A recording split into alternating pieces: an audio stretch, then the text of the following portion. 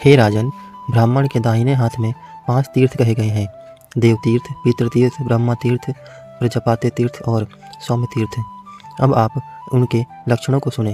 अंगूठे के मूल में ब्रह्मा तीर्थ, कनिष्ठा के मूल में प्रजापत्य तीर्थ, अंगुलियों के अग्रभाग में देव तीर्थ, तर्जनी और अंगुष्ठा के बीच में पितृ तीर्थ और हाथ के मध्य भाग में सौम्य तीर्थ।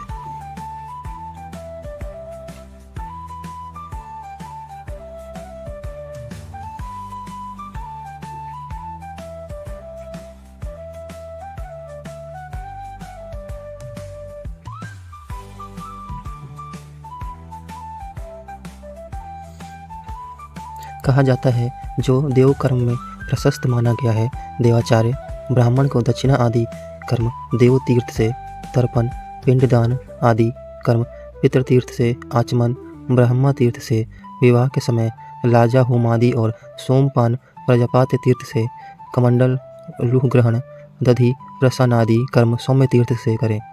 ब्रह्मा तीर्थ से उपस्पर्शन सदा श्रेष्ठ माना गया है। अंगुलियों को मिलाकर एकाग्रचित हो पवित्र जल से बिना शब्द किए 3 बार आचमन करने से महान फल प्राप्त होता है और देवता प्रसन्न होते हैं। प्रथम आचमन से ऋग्वेद, द्वितीय से यजुर्वेद और तृतीय से सामवेद की तृप्ति होती है तथा आचमन करके जल युक्त दाहिने अंगूठे से मुख का स्पर्श करने से अथर्ववेद की तृप्ति होती है। ओष्ठ के मार्जन से इतिहास और पुराणों की तृप्ति होती है।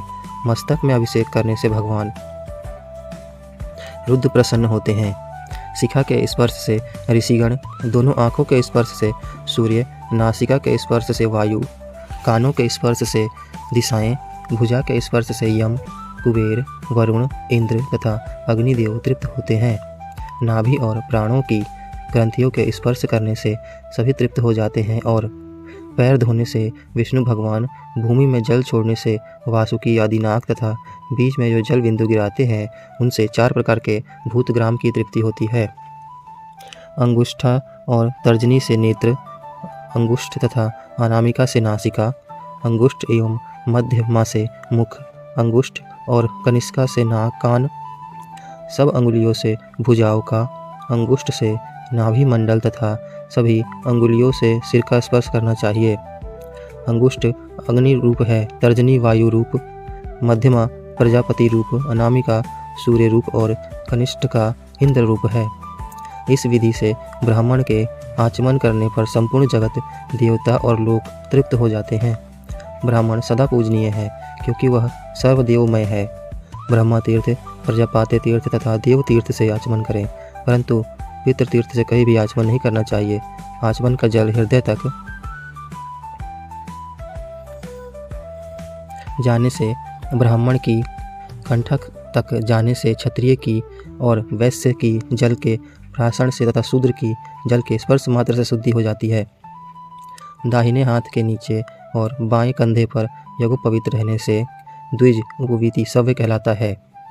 इसके विलोम रहने से अर्थात यज्ञोपवीत के दाहिने कंधे से बाईं ओर और रहने से प्राचीनावीति अपसव्य तथा गले में माला की तरह यज्ञोपवीत पैर रहने से निवीति कहा जाता है। मेखला, मृगछाला, दंड, यज्ञोपवीत और कमंडलू, इनमें कोई भी चीज भग्र हो जाए तो उसे जल में विसर्जित कर मंत्रोच्चारण पूर्वक दूसरा धारण करना चाहिए। उपवीति सव्य होकर और दाहिने हाथ को जानु अर्थात घुटने के भीतर रखकर जो ब्राह्मण आचमन करता है वह पवित्र हो जाता है। ब्राह्मण के हाथ की रेखाओं को गंगा आदि नदियों के समान पवित्र समझना चाहिए और अंगुलियों के जो पर्व हैं वे हिमालय आदि देव पर्वत माने जाते हैं। इसलिए ब्राह्मण का दाहिना हाथ सर्वदेवमय है और इसे विधि से आचमन करने वाला अंत में स्वर्गलोक को प्राप्त करता है।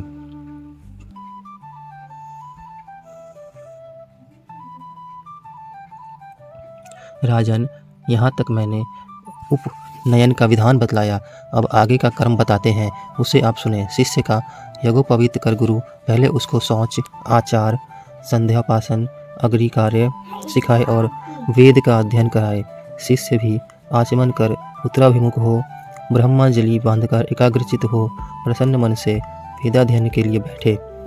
पढ़ने के आरंभ तथा अंत में गुरु के चरणों की वंदना करे। पढ़ने के समय दोनों हाथों की जो अंजलि बांधी जाती है उसे ब्रह्मांजलि कहा जाता है। शिष्य गुरु का दाहिना चरण दाहिने हाथ से और बायां चरण बाएं हाथ से छूकर उनको प्रणाम करे। वेद के पढ़ने के समय आदि में और अंत में ओमकार का उच्चारण न करने से सब निष्फल हो जाता है। पहले का पढ़ा हुआ विस्मृत हो जाता है और आगे का विषय याद नहीं होता है। पूर्व दिशा में अग्रभाग वाले कुशा के आसन पर बैठकर पवित्री धारण करें तथा 3 बार प्राणायाम से पवित्र होकर ओमकार का उच्चारण करें। प्रजापति ने तीनों वेदों के प्रतिनिधिभूत आकार, उकार और मकार, इन तीनों वर्णों को तीनों वेदों से निकाला है। इनसे ओमकार बनता है। भूर्भुवः स्वः ये तीनों व्याहतियाँ और गायत्री के 3 पाद तीनों वेदों से निकले हैं। इसलिए जो ब्राह्मण ओमकार तथा व्याहति पूर्वक त्रिपदा गायत्री का दोनों संध्याओं में जप करता है वह वेद पाठ के पुण्य को प्राप्त करता है। और जो ब्राह्मण क्षत्रिय वैश्य अपनी क्रिया से हीन होते हैं उनकी साधु पुरुषों में निंदा होती है तथा परलोक में भी वे कल्याण के भागी नहीं होते। इसलिए अपने कर्म का त्याग नहीं करना चाहिए। प्रणव, 3 व्याहतियाँ और त्रिपदा गायत्री, ये सब मिलकर जो मंत्र गायत्री मंत्र होता है वह ब्रह्मा का मुख है। जो इस गायत्री मंत्र का श्रद्धा भक्ति से 3 वर्ष तक नित्य नियम से विधि पूर्वक जप करता है वह वायु की तरह वेग संपन्न होकर आकाश के स्वरूप को धारण कर ब्रह्म तत्व को प्राप्त करता है। एकाक्षर ओम पर ब्रह्मा है। प्राणायाम परम तप है। सावित्री गायत्री से बढ़कर कोई मंत्र नहीं है और मौन से सत्य बोलना श्रेष्ठ है। तपस्या, हवन, दान, यज्ञ आदि क्रियाएं स्वरूपतः नाशवान हैं, किंतु प्रणव स्वरूप एकाक्षर ब्रह्मा ओमकार का कभी नाश नहीं होता।